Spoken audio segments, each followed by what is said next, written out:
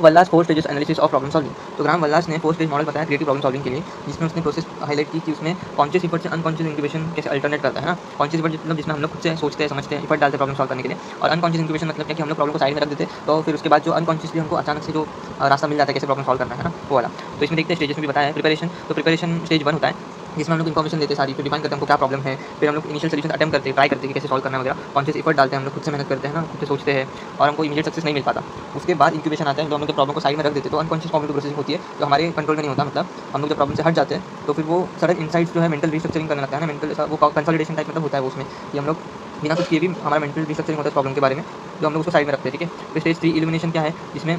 Sudden realisation of solution, को अचानक से वो सॉल्यूशन मिल जाता है, ठीक है, हाँ एक्सपीरियंस होता है वो, तो जिसमें सॉल्यूशन जो है आउट ऑफ नोवेयर हमको नहीं लगता कि आने वाला है, तब वो आ जाता है, ठीक है। और वो मतलब आपने भी कभी एक्सपीरियंस किया होगा इंक्यूबेशन के बाद, मतलब कभी छोड़ देते हो कोई चीज़, ठीक है। तो जैसे लिखते टाइम भी मतलब कुछ अगर आप पोएम वगैरह लिख रहे हो, ठीक है, तो उसमें भी कभी कभी आपको वर्ड्स नहीं समझते क्या करना है क्या नहीं क्या नहीं, और आप जब ऐसा रैंडम कुछ काम कर रहे होगे, ठीक है, तो अचानक से आपको याद आता है अरे हाँ इसमें ये कर सकते हैं ऐसा, तो वो होता है हाँ एक्सपीरियंस, ठीक है, इल्यूमिनेशन। फिर वेरिफिकेशन, लेकिन जब आ भी जाता है वो सॉल्यूशन तो उसको इवैल्यूएट भी तो करना चाहिए, रिफाइन भी तो करना चाहिए, एकदम ऐसा रॉ रहता है वो, ठीक है, तो उसको देखना पड़ता है कि वो वर्क कर रहा है कि नहीं कर रहा है ना, टेस्ट करना, उसको वैलिडेट करना बराबर है कि नहीं, और फिर उसके बाद अप्लाई करना वो सॉल्यूशन इफेक्टिवली, ठीक है। फिर सपोर्टिंग रिसर्च एंड इंक्यूबेशन क्या बोलता है कि स्टडीज ने देखा है कि प्रॉब्लम सॉल्विंग जो है वो वल्लास इंक्यूबेशन हाइपोथेसिस को सपोर्ट करता है ना। ब्रेक्स लेना इंपॉर्टेंट होता है कि जिसमें हम लोग थोड़ा ब्रेक लेते हैं तो प्रॉब्लम सॉल्विंग में हमको मदद मिलती है, वो इनहांस हो जाता है, ठीक है। ये वल्लास इंक्यूबेशन हाइपोथेसिस बताता है, क्योंकि अनकॉन्शियस माइंड कंटिन्यू करता ही रहता है वर्क उस पे, प्रॉब्लम्स पे, भले हमें अपने आप को एक्टिवली हम लोग कंसिडर करें या नहीं करें, ठीक है। फिर क्रिटिसिज्म ऑफ द मॉडल क्या है कि जो स्टेजेस हमेशा सीक्वेंशियल नहीं रहते, कि प्रॉब्लम सॉल्विंग जो है और डायनामिक भी हो सकता है, जिसमें रिपीटेड इंक्यूबेशन हो सकता है, प्रिपरेशन साइकिल भी रिपीटेड हो सकता है ना, ऐसा जरूरी नहीं स्टेज बाय स्टेज ही जाए, कभी कभी रिपीट भी होता है। फिर एप्लीकेशन क्या क्या क्रिएटिविटी एंड इनोवेशन में कि क्रिएटिव फील्ड, जैसे मैंने भी राइटर वाला एग्जांपल दिया था, जैसे आर्टिस्ट, राइटर, साइंटिस्ट, इन्होंने बोला है कि उन्होंने एक्सपीरियंस की ऐसी चीज़ें कि जब वो लोग प्रॉब्लम को छोड़ देते, रेस्ट लेते, तो उनको उसमें मदद मिलती है, इंक्यूबेशन होता है, ठीक है, वो सारी चीज़ें उन्होंने एक्सपीरियंस की है। फिर कंपैरिजन विद अदर थ्योरी में अगर देखोगे तो इन्फॉर्मेशन प्रोसेसिंग अप्रोच जो है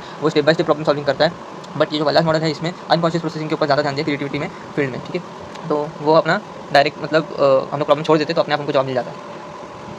सुन कीजिए, तो आपको ये सारे नोट्स माइंड फॉर्मेट में मिल जाएंगे, और नहीं तो इसलिए क्लास में सारी क्लिकिंग हो रहा है, मैंने सेंड फोर्स का वीडियो नीचे डिस्क्रिप्शन में दिया हुआ है, ठीक है। और आप वीडियो अच्छी लगी, लाइक कीजिएगा, कमेंट कीजिएगा, शेयर कीजिएगा, सब्सक्राइब कीजिएगा। Thank you.